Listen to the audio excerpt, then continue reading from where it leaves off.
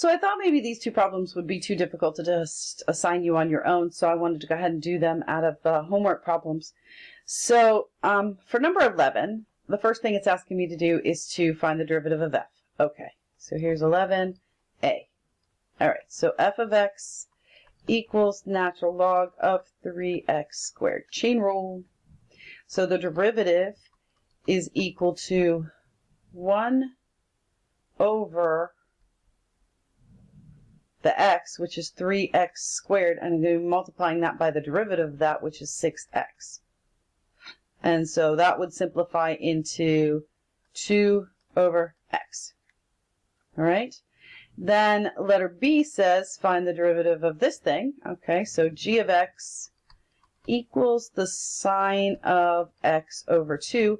Again, chain rule. So the derivative is equal to the cosine of x over 2 multiplied by the derivative of that, which is just 1/2. Oops, sorry. All right, so I've got those two derivatives. Now, notice what it's asking me to do for h. It took f, and it's multiplying it by g. So it's setting me up to do the product rule here, okay? So for letter C, in order to find the derivative of h, okay, I'm going to take my u function, which is the natural log of 3x squared, and multiply it by the derivative of my other function. So that's 1/2 cosine of x over 2. And add to that the original g, so that is sine of x over 2 times the derivative, which is 2 over x. And I think it's just a matter of writing this a little bit neater. So that's equal to, we'll put the 1/2 out in front, 1/2 natural log of 3x squared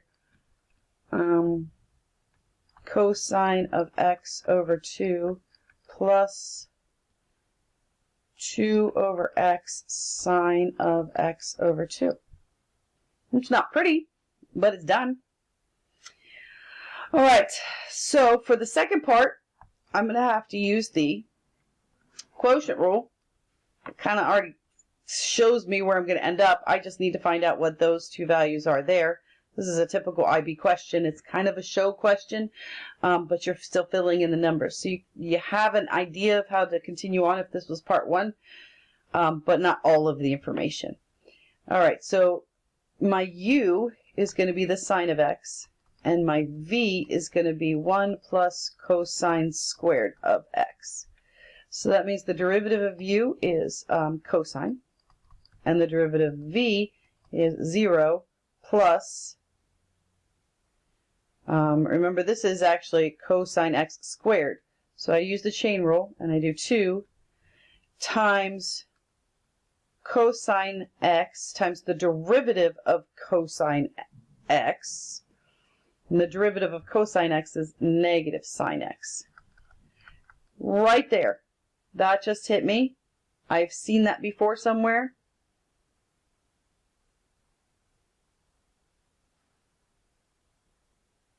I was thinking that I was going to be using a double angle formula here, but maybe not.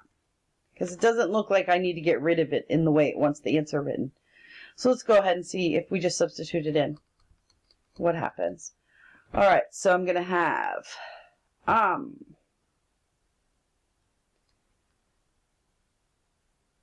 1 plus cosine squared x times cosine x. And that cosine x is going to get pulled out. Minus sine x times negative 2 cosine x sine x. And the reason I said that cosine is going to get pulled out is because I looked at the way they want the answer written. And that cosine is pulled out there. The bottom is 1 plus cosine squared x squared. All right, so if I pull that cosine out of both things, cosine x, that leaves me with 1 plus cosine squared x.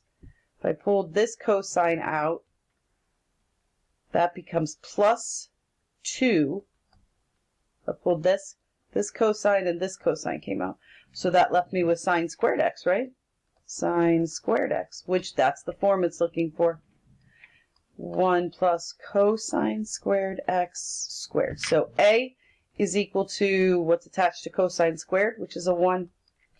B is equal to what's attached to sine squared, which is a 2. Not so bad, but hard to see at first. Okay?